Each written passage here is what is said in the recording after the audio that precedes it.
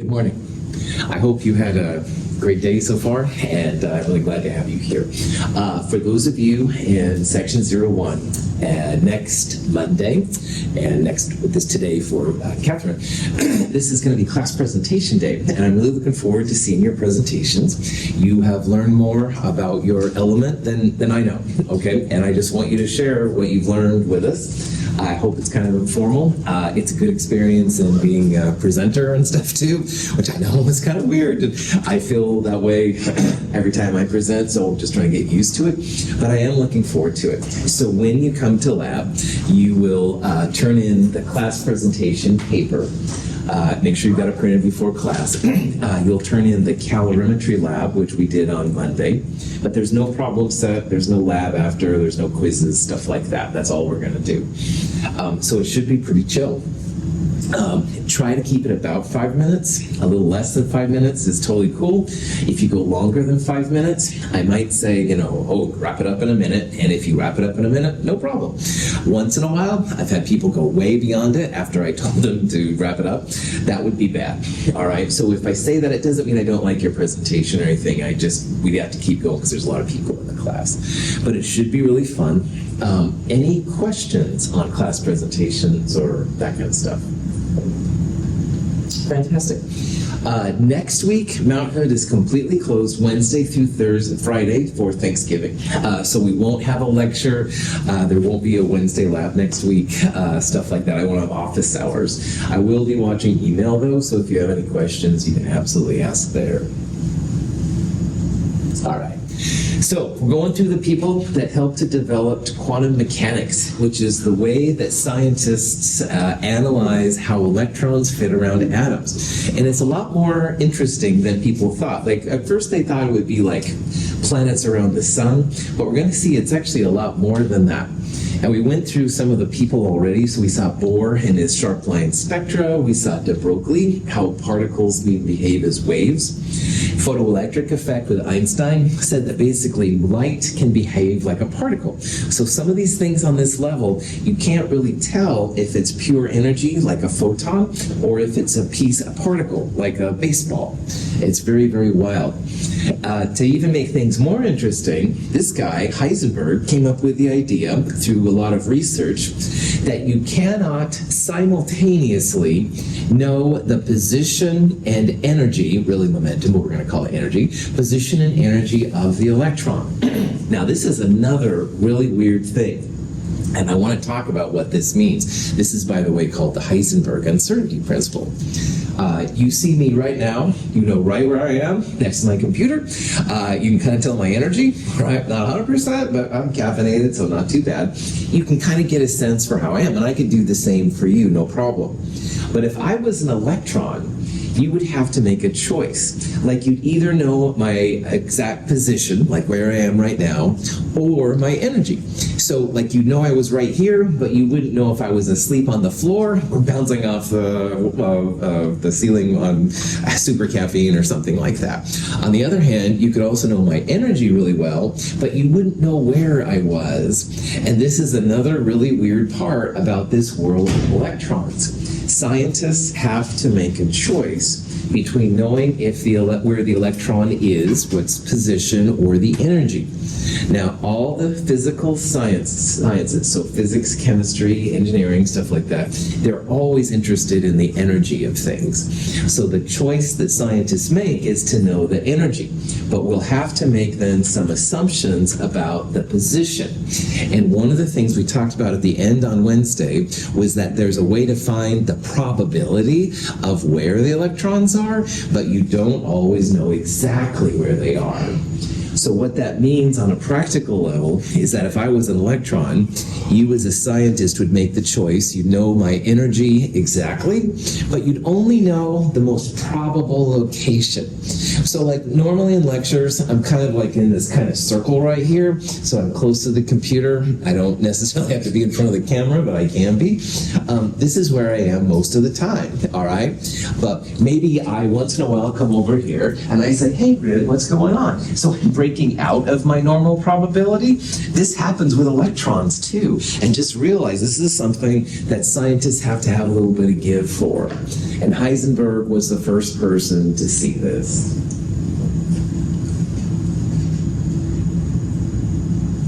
What the hell? We're checking the electron microscope, and the winner is number 3, their quantum finish. No fair! You change the outcome by measuring it. This is from Futurama, and it's totally silly.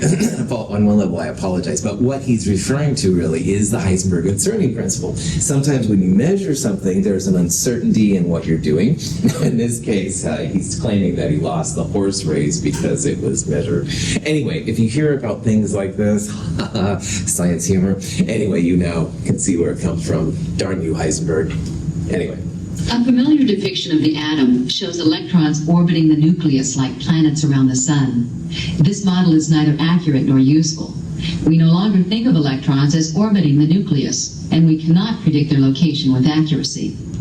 A more useful model is the quantum mechanical view of the atom, which represents the positions of electrons in terms of their probability of being in a particular region around the nucleus. If we could show all positions for an electron with a specific quantized energy, the resulting picture would look something like a cloud. Now, this is where things get really wild. In the 50s, especially, they had a lot of images of the atom with electrons around it, literally like planets around the sun. And if NASA wants to know exactly where Mars is right now, they can do it, all right? They can figure out its mass and all that kind of stuff to figure that out. But on the atomic level, that's not possible because you have to make a choice between the energy or the position. And again, chemists are all about the energy all the time. So you're going to see like little shimmering things like this. I think of it as like shields on the Enterprise, but that's my own reference point, that tries to show all positions of electrons at a given point. And we don't know if the electron is here, here, here, here. But we know that 90% of the time it's going to be kind of in that circle. Now, remember what I did earlier with Rin? Once in a while, I'll go over and say, hey, Rin, what's going on? So I broke through my probable area down here, and electrons do that too. If you've heard about electron tunneling, which is a cool phenomenon, which is way more than we can talk about here, this is when electrons break through their normal areas and stuff. So if you see like the classic picture of how electrons went around like a planet around the sun, just realize it's a good model, but it's not correct. This was the plum pudding kind of model idea.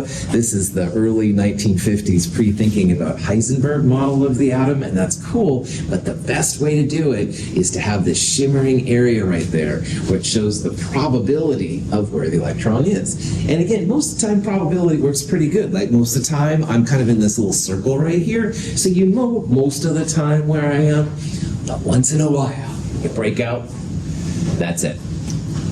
So this idea, we see the atom, picture electrons around the sun. I bet some of you will show it in your class presentations, and I won't hold it against you by any means. However, just realize that it's not really a very good model, all right? Electrons are weird compared to planets around the sun, all right? Planets around the sun, you know them, all right? But not electrons, kind of a shimmering, kind of an area of probability where they're going to be. Questions? We've seen some big names in this section, and these are the names you hear about a lot in science and science-related fields. Max Planck of the Max Planck Institute, that's where it was named after. Bohr and his sharp line spectra. De Broglie and his 7-page thesis. Einstein needs no introduction, I think. Heisenberg is uncertainty. Schrodinger is going to do all these quantum things. These are huge, huge names when it comes to science. But one thing I want you all to know, and I want you all to remember, is that even these huge names, these pillars of current science methodology, are human. Now, this is a picture of Heisenberg and Bohr. They're eating in Denmark. And what's really funny, if you look at this picture closely, right here, this is a bottle of Carlsberg beer. Now, just say no, kids. However, if you go to Cheap Charlie's in Gresham, which is kind of downtown Gresham, they have more specialized kind of alcoholic drinks. They sell Carlsberg. All right, it's an easy to get beer apparently in Europe. I don't know. But anyway, here they are, chilling, have a little beer, a little coffee, whatever, and stuff like that. they're human too, all right? And for a long time, I thought people like Einstein and Schrodinger are just, these almost chemical science gods, if you will. But they're just people, all right? And people like them, like you, like me, had to take Chem 221 at some time. So don't forget, all right? Everybody starts at this level. They did too. They took all this kind of stuff. They didn't talk about their theories then because they weren't but they had the equivalent plum pudding or whatever. You can do this too. So maybe one day, I'll present on some of you doing cool things and stuff like that. Keep that in the back of your mind, all right?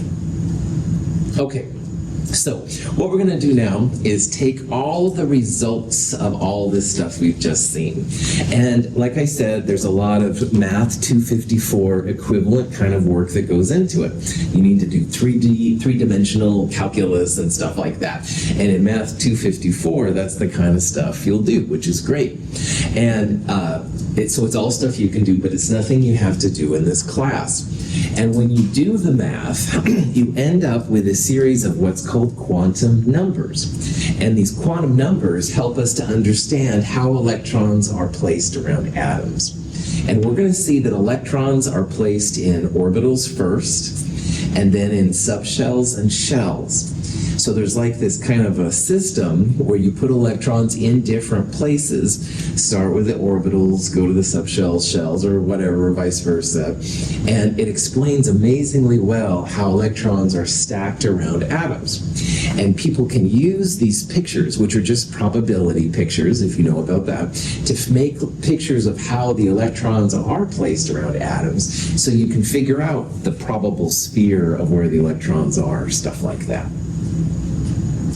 So orbitals will hold electrons, and you can think about them as kind of like a room in a house, all right?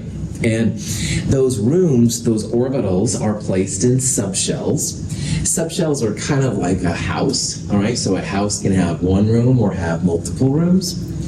And houses can be placed on a street. Shells are kind of like the street, all right? So and sometimes if this is brand new to you, you can literally think about orbitals as being like rooms in a house. Subshells will be the houses themselves. And on a street, you can have more than one house. So a shell is like a street, and it'll have multiple houses, and the houses will have orbitals inside them. Now, the street or shell is given by what's called the principal quantum number n. And n is kind of how people usually start thinking about how the electrons go inside. And again, these quantum numbers came from the calculus.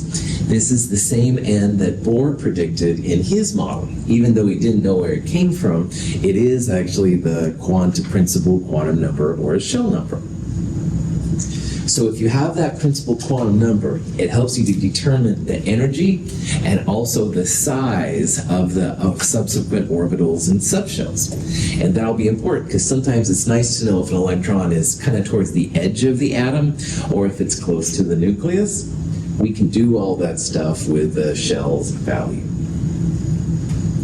Now, finding the shell value is actually pretty chill using the periodic table, because the shell number, more or less, is left to right. It's the period number. So we talked about this earlier, but period 1 is left to right, would have only hydrogen and helium. And then period 2, left to right, goes lithium through neon. Well, if you're curious, hydrogen and helium are both in period 1. That's shell 1, or n equals 1. And n equals 2, the second shell, will have lithium through neon, shell 3, sodium through argon, stuff like that. So the periodic table, to a point, is based around the shells.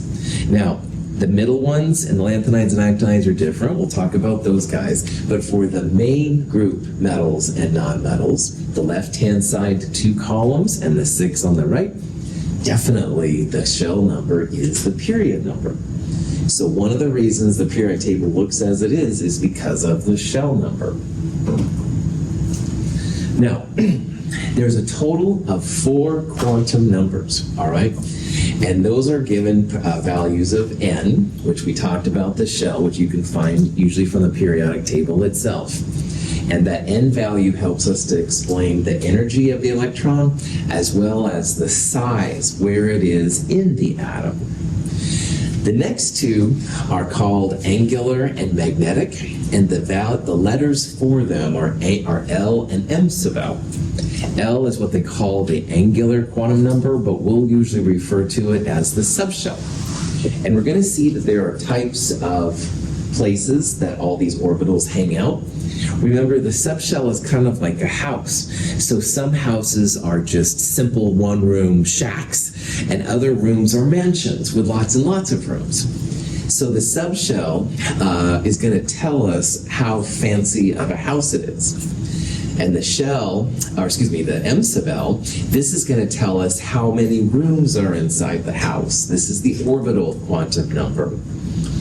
So N, L, and M sub L are literally just numbers, and they come from all this calculus stuff. They will tell us the shell value, the energies. They'll tell us what kind of house it's in, or subshell, and they'll also tell us the number of rooms or orbitals that are inside of it. So N, L, and M sub L are literally going to be just numbers, all right? And from there, we can find out a lot of different kind of information. Now, there's a fourth quantum number called M sub S, the spin quantum number. And it has to do with the spin of it. And we'll talk more about that in the next section. I like to think about this as you can only have 2 people per room. And if you live, Kevin, I'm going to pick on you. I know Kevin's brother, Clifford, he was in my class earlier. And let's say in their house, they have to share a room, all right? Now, Clifford's cool, Kevin's cool, but being with somebody else can be weird if you have to. I mean, maybe, the brother likes heavy metal and Kevin likes country or classical or whatever, right? But you've got different vibes, all right? And you can share a room if you have to, but it's also nice to have a separate room. So if a separate room would open up, then Kevin or his brother Clifford would move to the other room, all right? But you can have 2 people per room if you have to. And M sub S kind of talks about this. You can have 2 electrons in the same orbital. Electrons prefer to be separate, but they can be in the same thing.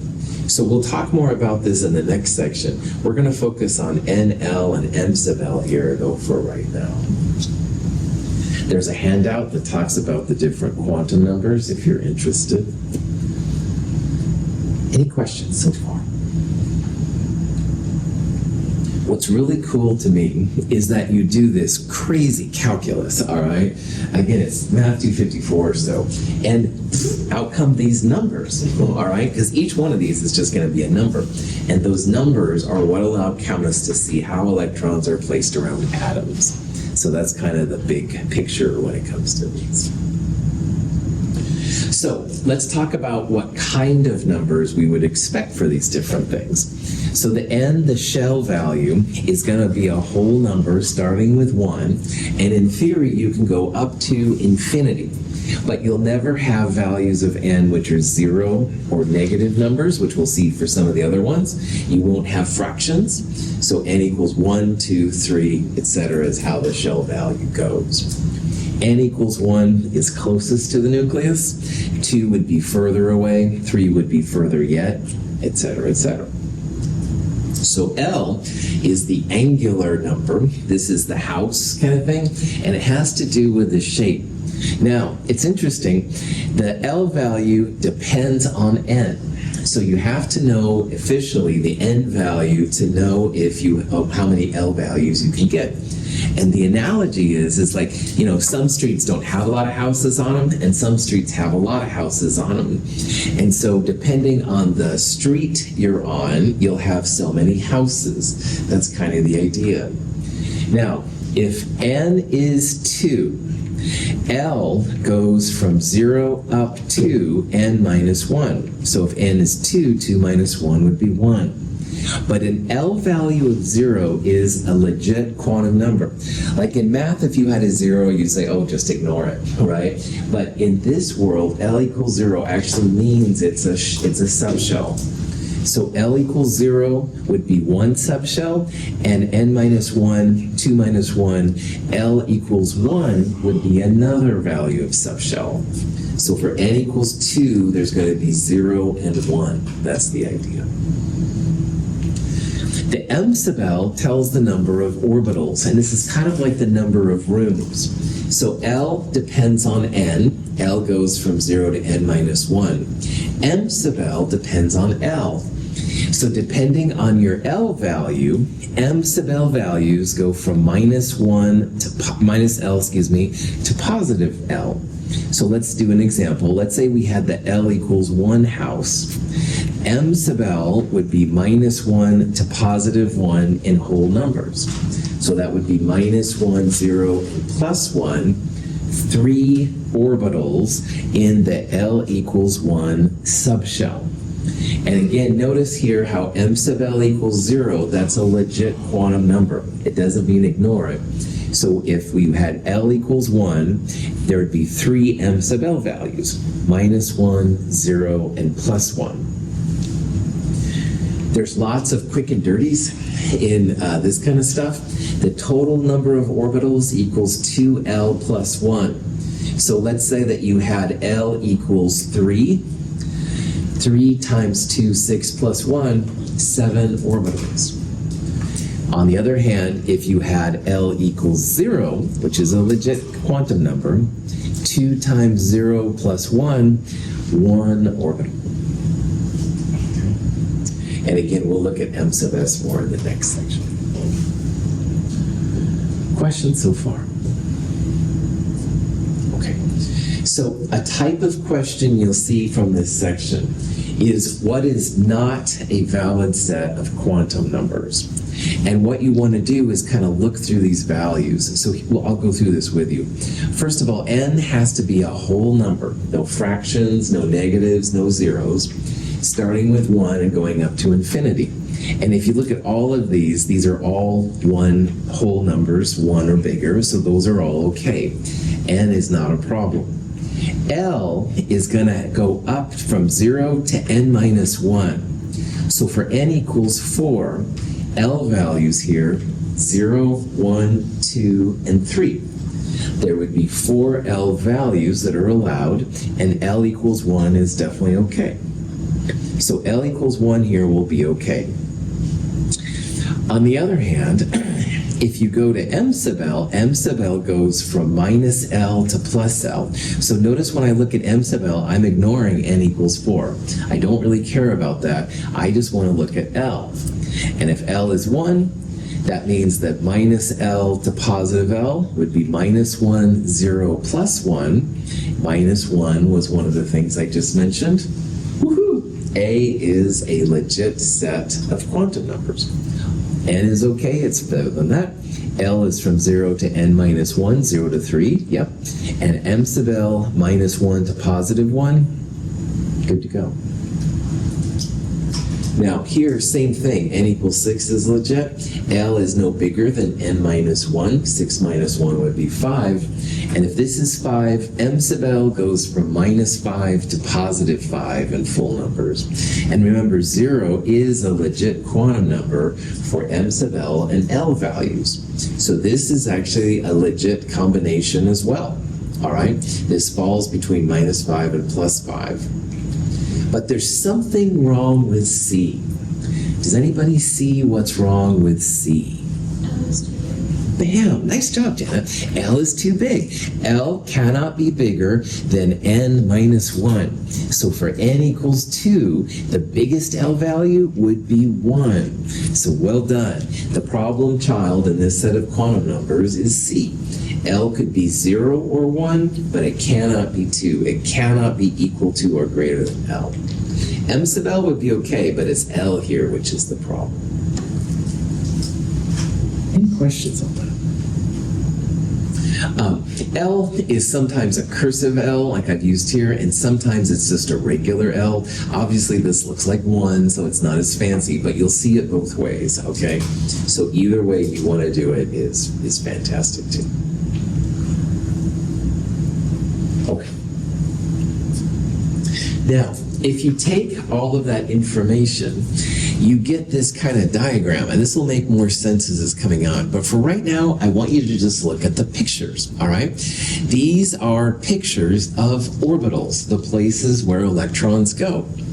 And notice on the left-hand side, there's like a small sphere, even bigger sphere yet. These all are like circles, big beach balls, all right? And then this column right here, if you use your imagination, it's kind of like a figure 8 or an infinity symbol. You can see there's like a part above and below.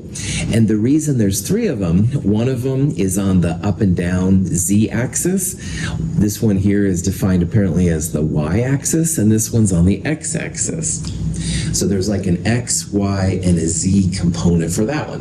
And same thing up here. They're bigger, all right? There's something weird in the middle. Don't worry too much about that. But they're also X, Y, and Z, 3 of them. So there's 1 of these, 3 of these, and over here, there's 5.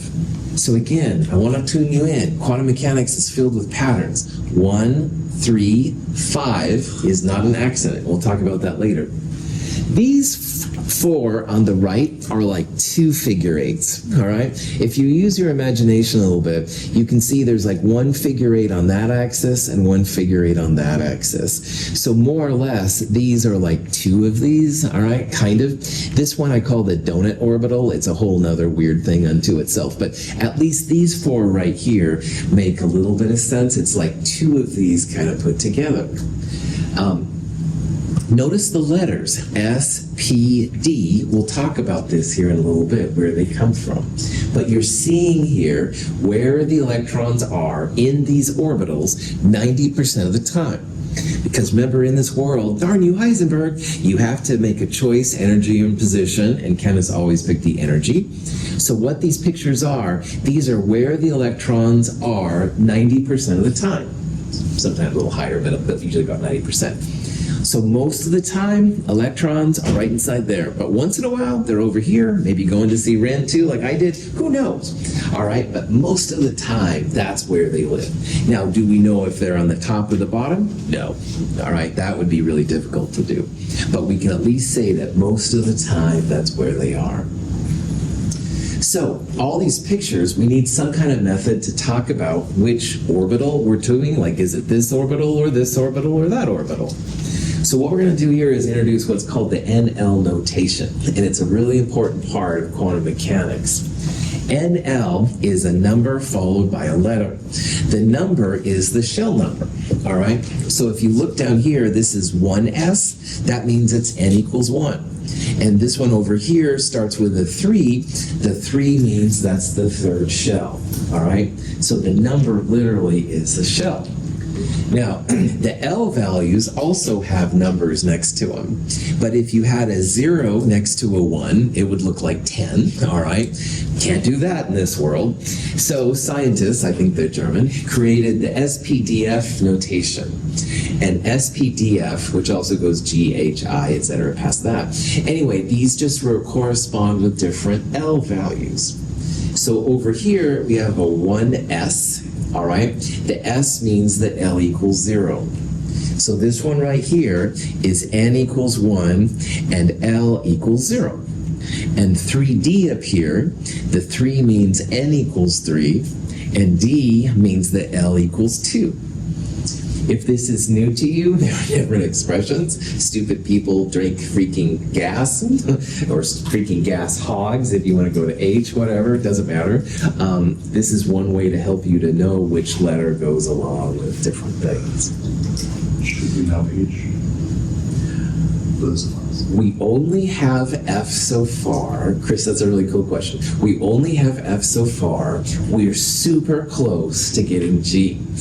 H will be a little farther along our technology, but we have the capability. So because I like science fiction so much, I'm also throwing that out there, but really if you know just these, you should be okay.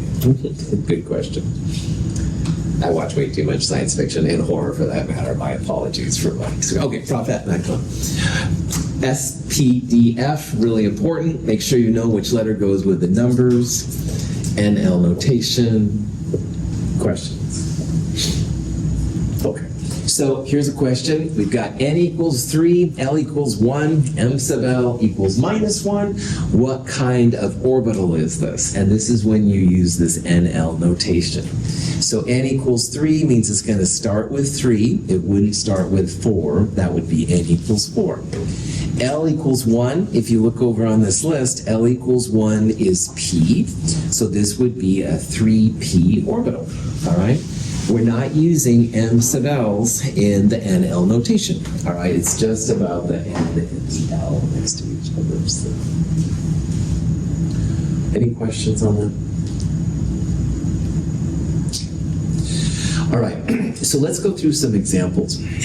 Let's start with the first shell and kind of work our way up. So when n equals 1, remember n's kind of like the street value. This is the street that's closest to the nucleus. So let's talk about where electrons go on that street closest to the nucleus. Well, n equals 1, L can be no bigger than n minus 1. So 1 minus 1 is 0. L equals 0 again is a valid L value.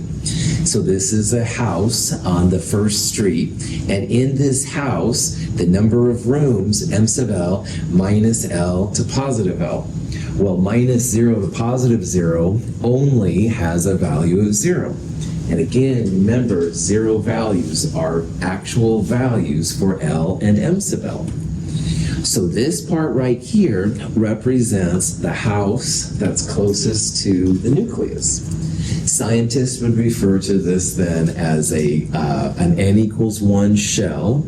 It has a subshell, L equals 0, and it has a single orbital, a single value of m sub L. This is an example of the 1s orbital. The s, something German, it's fair, anyway, I can't even speak English, so I'm not, but anyway, I think it's supposed to be spherical, all right? Those were the beach balls I showed you earlier. All those beach balls are spherical. I think that's where the S kind of comes from. So on the n equals 1 street, there is one house. It's the S house, and there's one room in that house. This is the 1s room. If you have taken chemistry before and you've done electron configurations, there's like 1s2, 2s2, 2p6, etc. This is the 1s that you start with, all right? It's the orbital closest to the nucleus, which is kind of cool. You can figure out what this orbital looks like, and this is just some fun with math kind of stuff. This is actually the probability, all right, of where the electron's going to be. And notice how there's a really high probability. So this would be right basically at the nucleus. You can't be at the nucleus, but you can be pretty close. And this is where the electron hangs out. R90 means 90% of the time it's going to hang out there, all right? So most of the time within this circle, if you use polar spherical coordinates, that's where your electron's going to be. But it's not 100%. So that's why sometimes that electron will go crazy and go to different places. Now, I'm going to turn the center light off so we can see that a little bit better. S orbitals are basically like spheres, all right? However, as the spheres get bigger, you start to have nodes. Now, as the orbitals get bigger, nodes are places where you can't have electrons. And if you want to make a molecule and you've got a node right there, there's not going to be any glue to make the atom stick. So nodes become really important as you start making molecules. To figure out how many spherical nodes are in an s orbital, you go n minus L minus 1. So in this picture, you can see there's alternating colors, but between the colors, there's blackness. Those are spherical nodes. Those are places where you couldn't make atoms come together, all right? So n minus L minus 1, if you have a 6s orbital, the n is 6, s is L equals 0, so 6 minus 0 minus 1, 5 spherical nodes. So if you look carefully in this, not the greatest animation, there's actually 5 dark places in there where you can't have the electrons go. Now in 1s, the simplest one, we'd have n is 1, L is 0 for all the s's, minus 1. 1 minus 0 minus 1, no spherical nodes. So the 1s doesn't have it. We're going to talk more about nodes later, but just realize if you start making molecules, you can't have the atoms stick together where there's any nodes. So n minus L minus 1 is a node equation. It's pretty simple. Questions? Okay. This picture shows the energies of these different orbitals we're going to look at. And the 1s is closest to the nucleus, and so it literally just kind of sits right there. Now, this orbital is really small. As n values get bigger, the shells and subshells get bigger. So n equals 1 is the smallest. But if you look, it's kind of shimmering right now. That's trying to show the probability of where the electron is. So if you map this out, all right, roughly 90% or so confidence, it's basically a sphere, all right? And you can see that, there's maybe this one that's outside of most of the sphere, but most of it is within that 90% area. Pretty chill. Okay. Again, if you've seen electrons before, 1s2, 2s2, 2p6, that kind of stuff, that's what we're building. We're figuring out where the electrons go when you're inside there. Okay. Now, the 2s orbital is when you have n equals 2, and n equals 2 means L goes from 0 up to n minus 1. So if n is 2, that means 1. L values are 0 and 1. So there is a 2s orbital on the n equals 2 street. It has one room, one orbital. It's higher in energy because as the n value gets bigger, the energy the farther it is from the nucleus gets bigger. And notice how this one is bigger. All right, it's a little bigger than the 1s. It's easier to see. 2s, number of spherical nodes, 2 minus 0, because s is L equals 0. 2 minus 0 minus 1, 1 spherical node. And if you look right here, there's like a place where the electrons go to 0. That's where you don't want to have your atoms trying to bond together. The places where there's electrons, that's where you can have glue that sticks the atoms together. And you aren't going to have anything stick right at that point. That's why these nodes are important. 3s is also similar. It's bigger yet. All right, so notice we went from small at n equals 1, n equals 2, 2s bigger, n equals 3, 3s bigger, 4s would be bigger, 5s, you get the idea. But they're all basically spheres. All right, that's important too. They have more and more of these spherical nodes, so a couple places now where you can't have them come together. But all of these s orbitals are this way. They're all basically like beach balls. Sometimes there's more and more places inside them. They won't stick together. But, yeah. Questions? Okay. The next kind of subshell, next kind of house, is called a p orbital. So when you have s, L equals 0. But when you have L equals 1, that's when you get to the p house. So we talked about the n equals 1 street. Now let's look at the n equals 2 street. So at n equals 2, L goes from 0 up to n minus 1. So when n equals 2, that means the maximum L is going to be 1, but you always start at 0. So for n equals 2, there's a 0 and a 1 value for L. And you can think about it like there's 2 houses on the n equals 2 street, while there was only 1 house on the n equals 1 street. 2 values of L, 2 houses on the n equals 2 street. Now, L equals 0, that's the 2s thing that we looked at easier, and that's pretty chill. So a 2s subshell is definitely there, another big sphere. We looked at a picture of that earlier. But what I want to do now is talk about the other house there. So when L equals 0, that's the s, all right? That's the 2s subshell. But when L equals 1, now all of a sudden your m sub L is more than 0. Remember, m sub L goes from minus L to plus L, minus 0 to plus 0, only 0. But here you've got now minus 1 to plus 1, minus 1, 0, plus 1. And remember, 0 is legit for m sub L and L. 3 values of m sub L, 3 orbitals.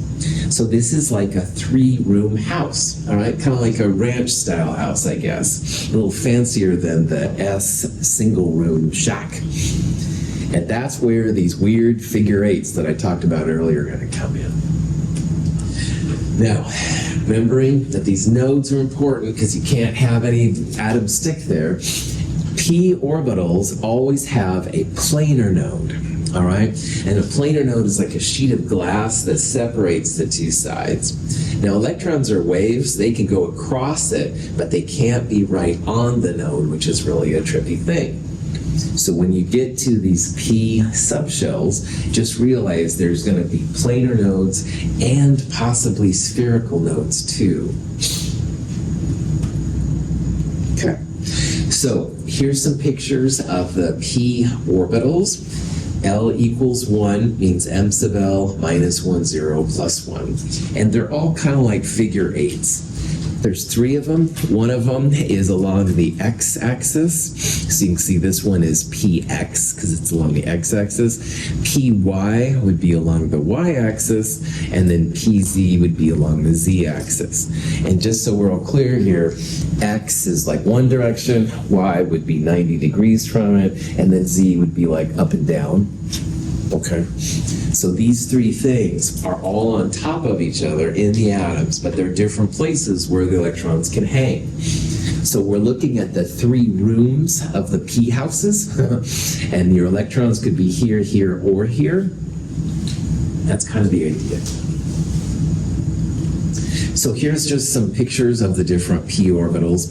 This is a 2px orbital, all right? It's along the x-axis, and honestly, you don't need to worry about x, y, and z, but that's why they're there, all right? They're along there. They have a planar node that separates the 2 sides of the orbitals from each other, and you can have them right there. And then 2py would be the same thing, but it would be along this axis, and then 2pz would be coming out of the screen and into the screen, but it's also like a figure 8. And all of these crazy p orbitals are like that. Now, the 3p is bigger than the 2p. So this is 3px, while we saw 2px earlier. And you can see it's literally like a bigger orbital, all right?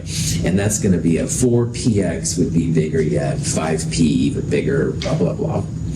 Now, you got to start thinking about nodes when these things get bigger. Spherical nodes, n minus L minus 1.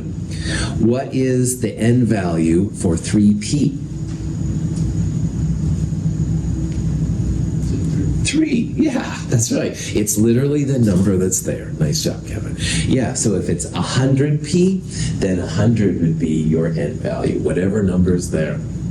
Now, L is the SPDF thing, and L is 1 for the p's. So for 3p, you go 3 minus 1 for the p, minus 1. That means you'd have 1 spherical node. And if you look, there's like a circle kind of in this, that there's no electron density. That's the spherical node. But these crazy things also have planar nodes, which are literally sheets of glass that separate them. And so if you want to make a molecule and you're trying to get it to bond in that sphere or in that plane, you're out of luck. All right? You've got to have it go more to the left or the right, something like that, to make it happen. So the question here, how many total nodes in a 4p orbital? And here's the thing.